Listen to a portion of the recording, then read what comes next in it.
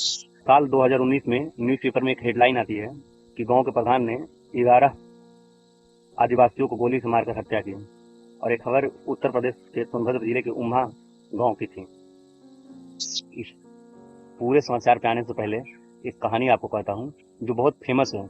मोहन राकेश जी द्वारा लिखा गया है, मलबे का मालिक।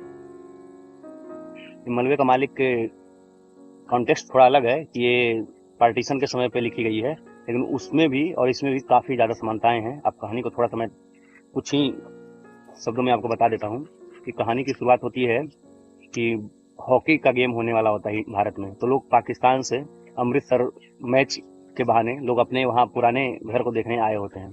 तो उसी में एक बूढ़ा व्यक्ति होता है जिसका नाम गनी मियाँ होता है।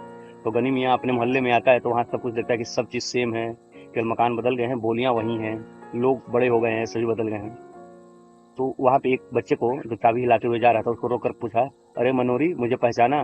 तो मनोरी पहचान नहीं पाया क्योंकि बहुत दिन हो गए थे और वो बच्चा था जिसमें ये गया था। मनोरी ने बताया कि यहीं का दर्जी जो था वो मेरा बेटा था और उसका नाम चिराग दिन था। तो उसने तुरंत पहचान गया, अरे गरीब मियाँ आप आ गए हैं। और बहुत सी बातें होती रहती हैं। तो उन्होंने मनोरी ने एक दूर मलबे का ढेर को दिखाते हुए बोला कि वहीं आपका मकान है। अब गनी मियाँ को काफ़ी ज़्यादा शॉकिंग लगा कि मकान ढेर हो गया। उनको इस बात का नहीं शौक लगा कि उनके बेटे और बहू चल बसें।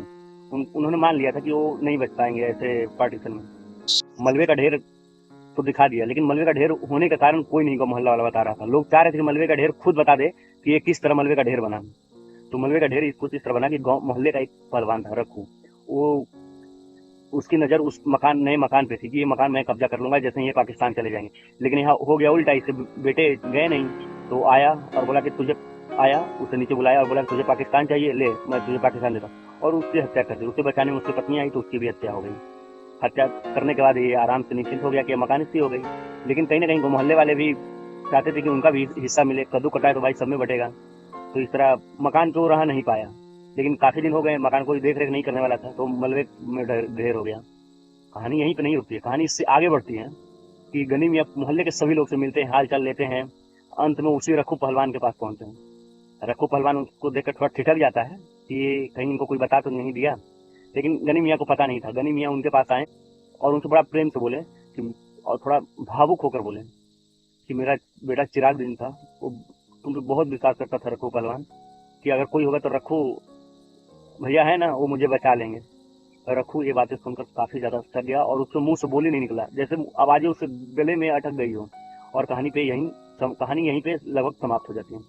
अब सेम सिचुएशन देखिए, उस गांव के लोग जिस प्रधान को चुना वो प्रधान ही उन लोग को मारा। मारा किस लिए कि गांव बहुत दिनों से वो आदिवासी उस गांव में रह रहे थे, तो बहुत से जमीनों पे उन खेती कर रहे थे।